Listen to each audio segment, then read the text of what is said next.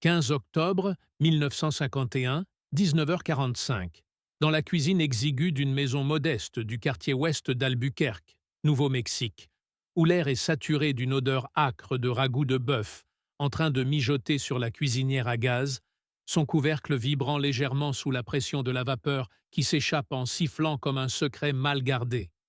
Tu es assis là, Jimmy Harlan, 14 ans, tes doigts tachés d'encre noire crispés sur un crayon mâchonné jusqu'à la moelle, la pointe émoussée raclant le papier ligné de ton cahier d'école avec une régularité hypnotique, tandis que la lumière jaunâtre de l'ampoule nue au plafond projette des ombres longues et difformes sur les murs tapissés de papier peint fané, imprégnés d'humidité et de l'odeur persistante du tabac Virginia que ton père fume en rentrant du travail.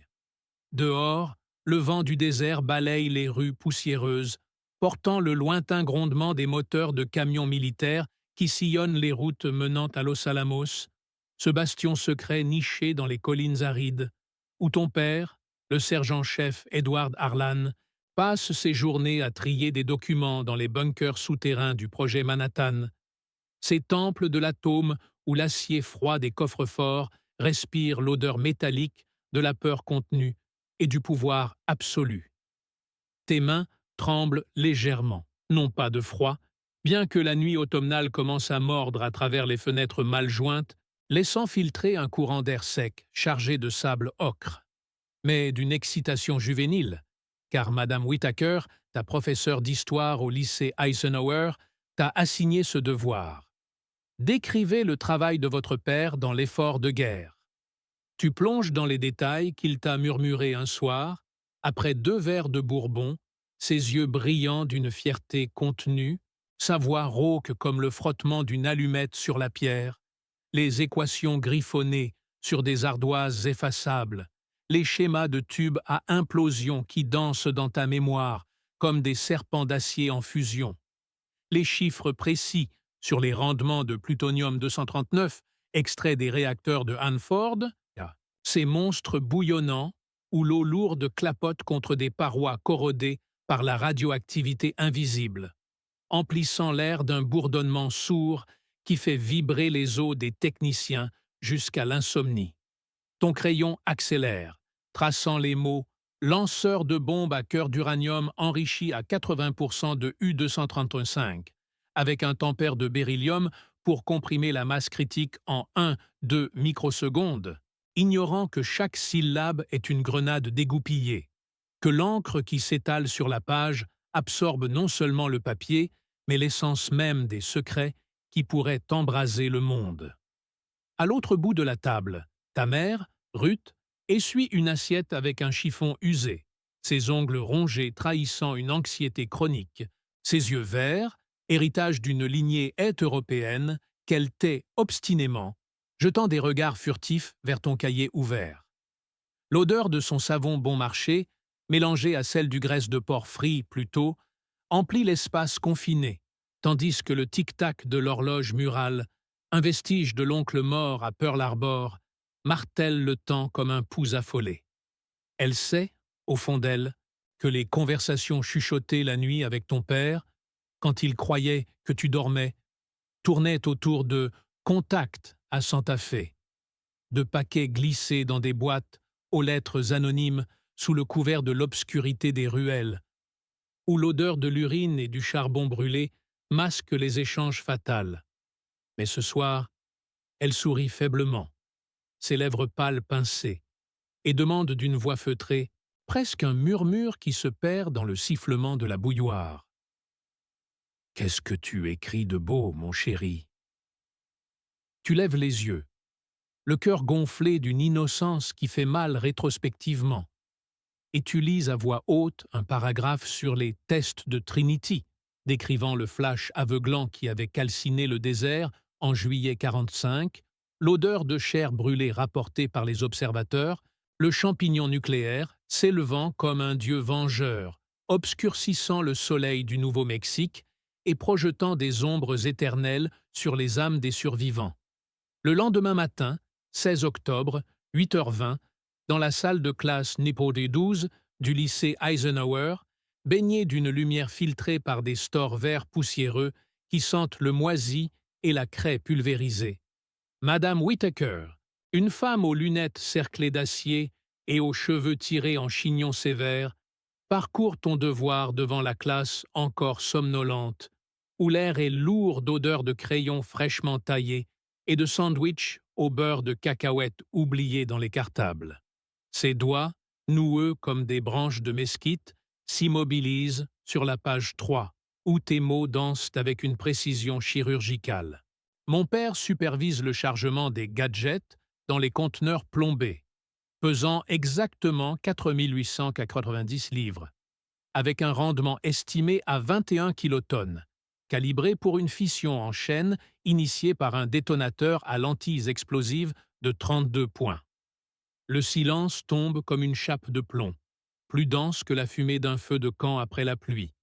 Et tu sens, assis au troisième rang, la sueur froide perler sous ton col amidonné, ton estomac se nouant autour du petit déjeuner de flocons d'avoine tiède, tandis que les yeux de Madame Whittaker s'écarquillent derrière ses verres, son pouls s'accélérant au point de faire trembler légèrement le papier, car elle reconnaît là non pas un exercice scolaire innocent, mais les échos précis des briefings classifiés qu'elle a entendus jadis, en tant qu'ancienne secrétaire au bureau des services stratégiques pendant la guerre, quand les murs des bureaux de Washington exhalaient l'odeur de café brûlé et de paranoïa naissante.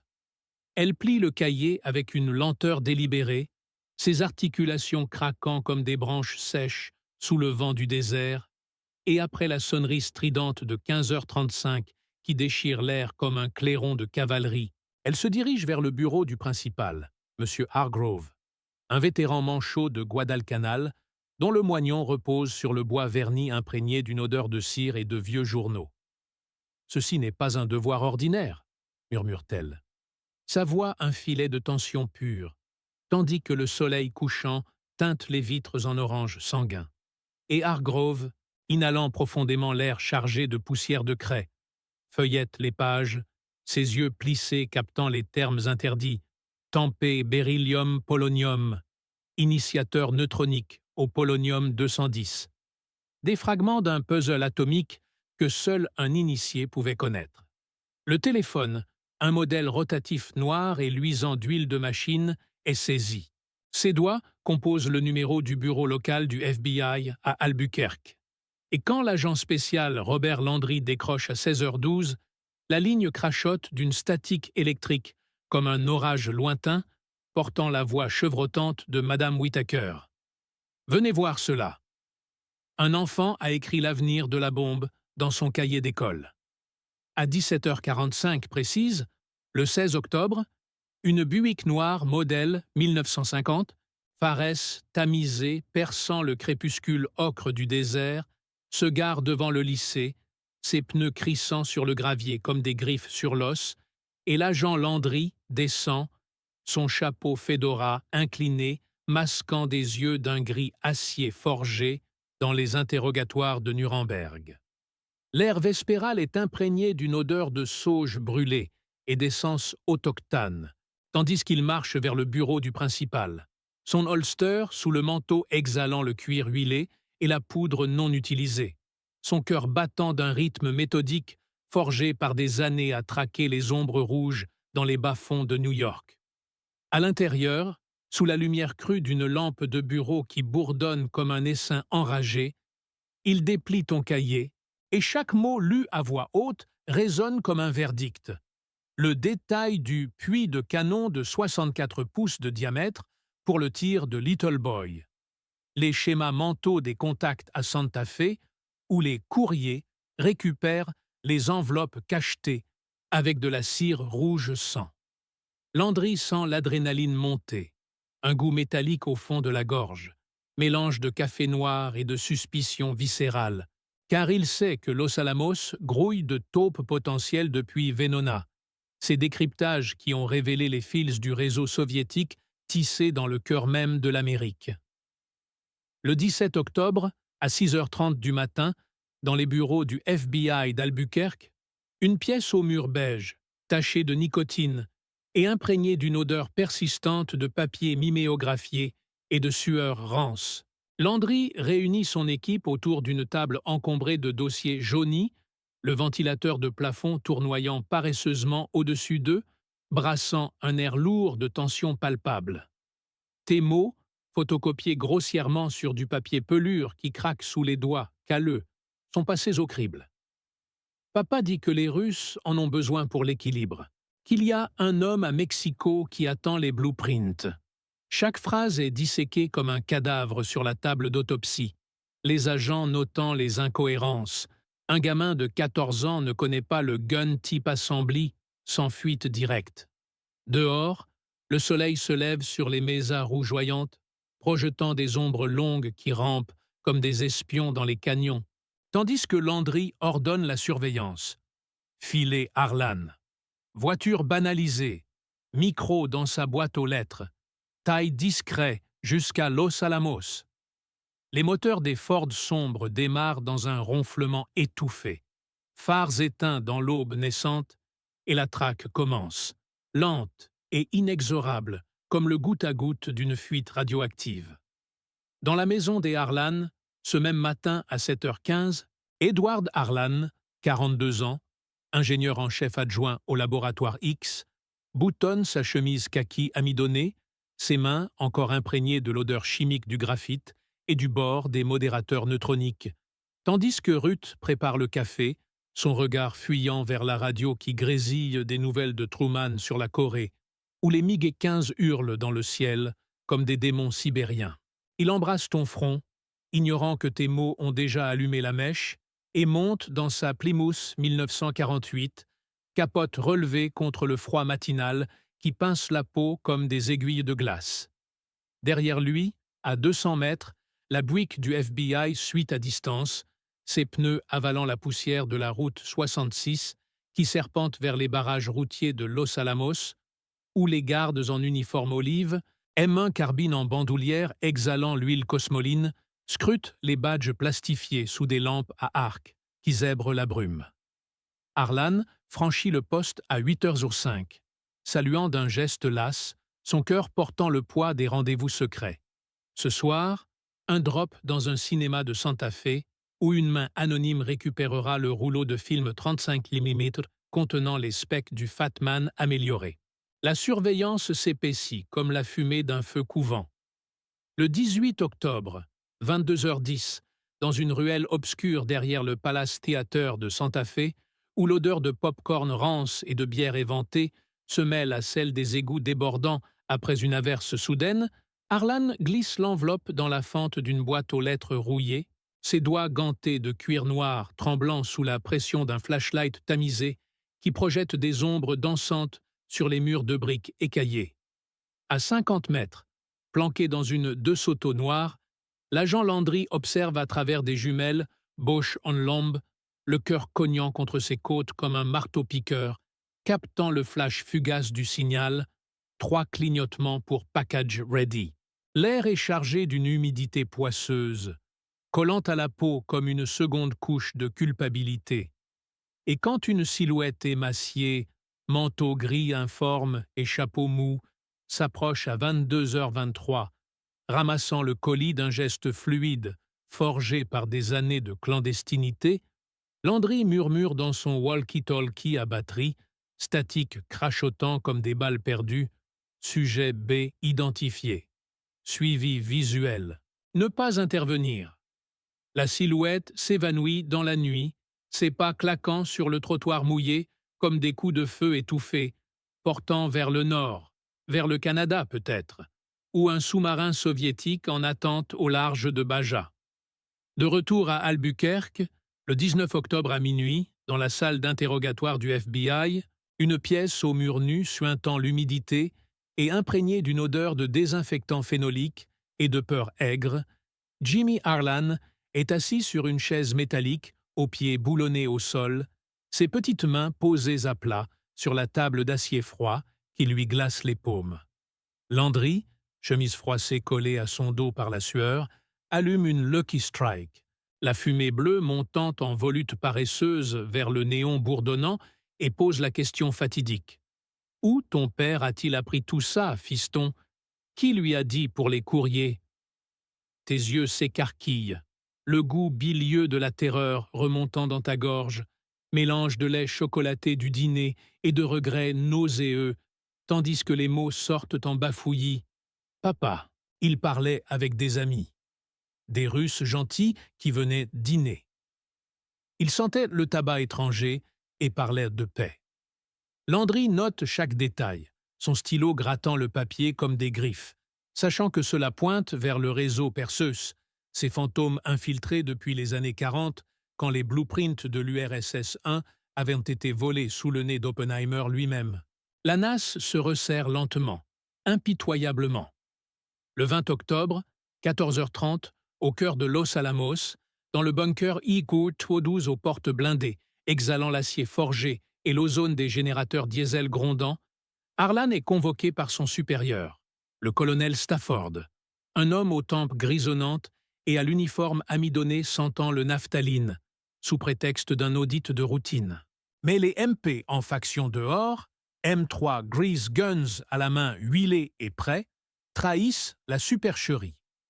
À 15h05, quand Harlan franchit le seuil, l'air confiné du bunker chargé d'une odeur de papier carboné et d'encre indélébile, Stafford déploie ton cahier sur la table. Expliquez ceci, sergent-chef. Harlan blêmit, sa peau virant au gris cendreux comme le désert après une tempête nucléaire, son pouls s'affolant sous le col serré, sentant le sol se dérober sous ses bottes réglementaires, tandis que les mots qu'il avait murmurés à la maison, pour l'équilibre mondial, pour empêcher une autre Hiroshima, se retournent contre lui comme un serpent empoisonné. L'arrestation frappe à 16h47, le 20 octobre, devant la maison des Harlan, où le soleil couchant saigne sur les mesas comme une plaie ouverte. 4 agents du FBI, cravates noires et chapeaux rabattus, frappent à la porte d'un poing ganté, le choc résonnant comme un glas dans le silence du quartier endormi. Ruth ouvre, son tablier taché de farine pâle comme un suaire, l'odeur de tarte aux pommes fraîchement sortie du four se mêlant à celle de la panique qui lui noue l'estomac. « Madame Harlan, votre mari est en détention. Vous êtes en état d'arrestation pour espionnage au profit de l'Union soviétique. » Les menottes d'acier froid claquent autour de ses poignets minces, mordant la chair tendre, tandis que tu observes depuis l'escalier, le cœur battant la chamade, tes jambes flageolantes comme celles d'un poulain nouveau-né, l'air soudain irrespirable, saturé de l'odeur de peur animale et de la fin d'un monde. Les jours suivants s'étirent en un lent supplice. Le 22 octobre, dans la prison fédérale de Santa Fe, une cellule aux murs de béton suintant l'humidité et imprégnée d'une odeur de désinfectant et d'excréments humains, Edward Harlan est interrogé sous les néons impitoyables qui bourdonnent comme des frelons enragés. Landry, cigarette au bec, déroule l'épreuve. Les micros cachés dans la cuisine, captant les chuchotements à Comrade Alex, les photos des drops, les décryptages Venona liant Harlan au réseau de Fuchs et des Rosenberg. « Pourquoi, Ed? Pour Staline !» Harlan s'effondre, sueur ruisselant sur son front comme des larmes radioactives, avouant les contacts depuis 1943, les enveloppes remplies de formules qui avaient permis aux Soviétiques de tester Joe-Un en 1949, le Mushroom Cloud au-dessus de Semipalatinsk, visible depuis l'Altaï comme un reproche divin. Ruth, dans la cellule voisine, sanglote en silence, ses ongles griffant les barreaux rouillés, l'odeur de son propre désespoir se mêlant à celle du corridor glacé. Toi, Jimmy, placé chez une tante à Denver, passes les nuits à revivre la scène. Le crayon maudit, toujours dans ta main. L'odeur fantôme de l'encre et du ragoût hantant tes rêves, tandis que le monde bascule. Journaux titrant, l'espion démasqué par un devoir scolaire. Le FBI célébrant la prise, mais toi, au cœur du vortex, sentant le poids écrasant de l'histoire sur tes épaules frêles. Le silence, après la tempête, plus assourdissant que n'importe quel bombardement. Harlan est condamné à 20 ans. Ruth à 15. Le réseau démantelé brin par brin. Mais la trahison persiste dans l'air, invisible comme les neutrons qui percent la matière, laissant un vide béant où l'innocence s'est évaporée. Le désert, dehors, murmure ses secrets au vent, indifférent aux empires qui s'effritent, tandis que la nuit s'épaissit, lourde d'un silence qui hurle les conséquences éternelles. Novembre 1951. Denver, sous un ciel de plomb, qui écrase les rues comme un couvercle de cercueil. La maison de la tante Myriam, un bungalow trapu aux volets peints en vert fané, exhale une odeur de soupe au bouillon cube et de linge amidonné, un rempart fade contre le chaos du monde. Jimmy, recroquevillé sur un lit au drap raide qui craque sous son poids plume, fixe le plafond craquelé où dansent les ombres des phares des voitures, loin en bas, sur Colfax Avenue. Le crayon repose sur la table de chevet, son bois usé comme un os blanchi, accusateur dans la pénombre. Chaque nuit, le rêve revient, la main de son père sur son épaule, lourde comme le plutonium, et cette voix rauque: « Garde le secret, fiston, pour le grand dessein », tandis que l'encre du devoir s'étale en taches noires, formant des champignons atomiques qui gonflent jusqu'à éclater. Le matin du 5 novembre, un agent du FBI frappe à la porte, son chapeau fedora dégoulinant de pluie froide. Il s'appelle Kowalski, un colosse au visage taillé dans la pierre ponce, odeur de tabac froid et de cirage émanant de son trench coat. Myriam le fait entrer dans la cuisine aux murs tapissés de calendriers pieux où la radio murmure les nouvelles. MacArthur réhabilité dans les cœurs, mais les rouges toujours aux trousses. Le gamin sait des choses, madame. Harlan a peut-être semé plus que des formules. Jimmy, tapi dans l'escalier, sent son cœur cogner comme un marteau-piqueur, l'air chargé d'une sueur aigre qui n'est pas la sienne. Kowalski le fixe, yeux de glace fendus. « Raconte-moi tout, gosse. Ces drops dans le désert, tu les as vus? Les Russes perdent bien, hein? Ou c'était pour l'idéal ?» Les mots s'enfoncent comme des sondes, fouillant les recoins sombres de sa mémoire, les nuits où Ruth rentrait les mains tremblantes, parfums de sable et de mystère, murmurant des noms, Gold, Greenglass, comme des prières interdites. Dehors, la pluie martèle les gouttières, en un rythme funèbre, transformant les flaques en miroirs noirs où se reflète le fantôme de Santa Fe. Myriam, lèvres pincées, verse du café trop fort, mais ses yeux glissent sur Jimmy avec une suspicion nouvelle, comme si le sang des traîtres coulait encore dans ses veines. « Ton père était un héros pour certains, » dit-elle enfin, voix basse, presque un souffle. « Les syndicats, les pauvres. » Mais ça finit toujours mal. Le doute s'insinue, lent poison. Et si Comrade Alex n'était pas un monstre? Les journaux empilés sur la table hurlent « Enfant héros brise l'anneau rouge ». Mais Jimmy y voit son propre portrait déformé, un Judas aux joues creuses, traqué par les flashs des photographes qui campent au coin de la rue, objectifs braqués comme des fusils. La nuit suivante, un craquement dans la cour arrière. Jimmy se redresse, cœur en vrac, le vent hurlant à travers les fenêtres mal jointes. Une silhouette fugace, ombre chinoise contre la palissade, glisse une enveloppe sous la porte de la cuisine. Papier jauni, odeur de cigarette soviétique, tabac Makorka piquant les narines. À l'intérieur, une photo. Lui, à 5 ans, sur les genoux de Harlan et au dos, d'une écriture fine comme un fil de fer barbelé. Le réseau vit. Rejoins-nous ou ils viendront pour toi. Ah, le crayon tremble dans sa main, l'encre prête à trahir à nouveau, tandis que la pluie redouble, effaçant les traces dans la boue, mais pas la fissure qui béante au creux de son âme.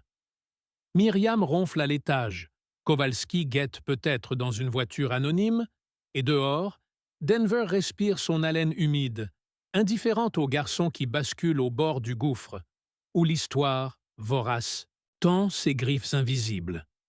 Jimmy hésite, Le papier craque entre ses doigts moites. L'odeur de Macorca se mêlant à celle de la terre mouillée qui suinte par les fissures du plancher. La pendule tic-tac dans le silence, aiguille tremblante sur minuit 30, comme un compte à rebours gravé dans l'os. Dehors, la pluie oblique fouette la vitre, estompant les halos des réverbères en traînées laiteuses. Il enfile son manteau usé, celui de son père, lourd de toile imprégnée de sueur et de regret, et glisse l'enveloppe dans la doublure, près de son cœur qui cogne comme un marteau sur enclume. Les marches grincent sous ses pas feutrés, une à une, évitant la 7e qui gémit toujours trop fort. Myriam dort, sa respiration rauque filtrant à travers la porte close. Un ronflement de femme qui porte trop de secrets dans ses os fatigués. Il s'arrête, main sur la rampe, ombre chinoise lui-même contre le mur lambrissé, et murmure une prière qu'il n'a jamais apprise. « Père, si tu vis ». La porte de la cuisine s'ouvre sans bruit. Verrou tourné avec la douceur d'un voleur, et l'air froid de la nuit le gifle, chargé d'ozone et de promesses empoisonnées. Denver s'étire sous la tempête, rue déserte luisant comme des veines ouvertes, flaques reflétant les néons vacillants des dîners fermés. Ses semelles claquent sur le trottoir mouillé, écho étouffé par le grondement des gouttières débordantes. Il marche, dos courbé, col relevé, les yeux fouillant les angles sombres. Une voiture garée trop longtemps au carrefour, phare éteint mais moteur ronronnant. Kowalski, ou pire, les autres. La photo brûle contre sa poitrine. Lui, enfant rieur sur les genoux de Harlan, ce grand-père aux mains calleuses de mineur qui chuchotait des histoires de camarades invincibles au coin du feu. Le rendez-vous murmuré dans sa tête, décrypté de l'écriture fil de fer. L'ancien entrepôt du rail, là où les trains fantômes rouillent sous les arches rouillées. Bord de la Platte, river gonflé par l'averse. Il oblique dans une ruelle, évitant les flaques qui avalent la lumière, le vent hurlant entre les briques écaillées comme un cœur de damné. Soudain, un pas derrière lui. Il pivote, cœur en vrac, mais rien que l'ombre d'un chat errant filant sous une benne. Plus loin, le fleuve gronde, eau noire charriant des feuilles mortes et des mensonges oubliés.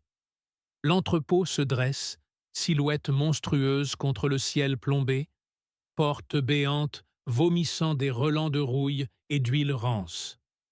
Il pousse le battant, gond hurlant comme un avertissement, et pénètre dans l'obscurité viscérale, faisceau de sa lampe torche balayant les caisses éventrées, les rails tordus comme des serpents agonisants.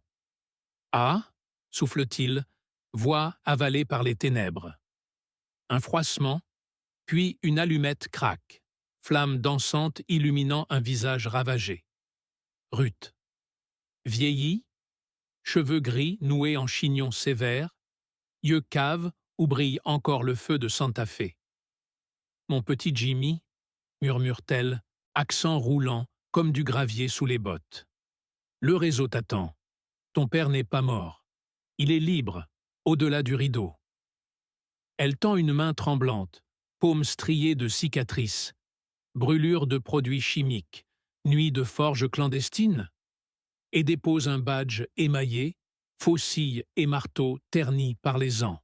« Rejoins-nous, brise les chaînes. » Mais dehors, les pneus crissent, Fares balayant l'entrepôt comme des projecteurs de jugement dernier. Kowalski surgit de l'ombre, arme au poing, impair dégoulinant. « Fin de la comédie, gamin. On savait pour l'enveloppe. » Ruth recule, un sourire amer aux lèvres, tandis que Jimmy serre le badge. Tornade intérieure, héros ou traître, sang ou idéal.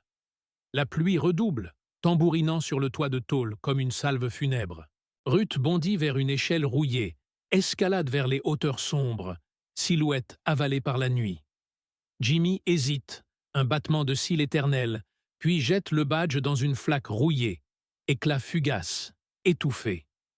Kowalski l'attrape par l'épaule, menotte froide claquant sur ses poignets. « Bonne décision, fiston. Les tiens sont fiers. » Mais dans le reflet déformé d'une vitre brisée, Jimmy voit son père sourire, ombre approbatrice, et la fissure en son âme s'élargit en abîme béant. Dehors, Denver exhale son haleine humide, indifférente au garçon qui s'éloigne entre deux ombres en impair, où l'histoire, insatiable, a déjà gravé son nom du doigt crochu. La pluie efface tout.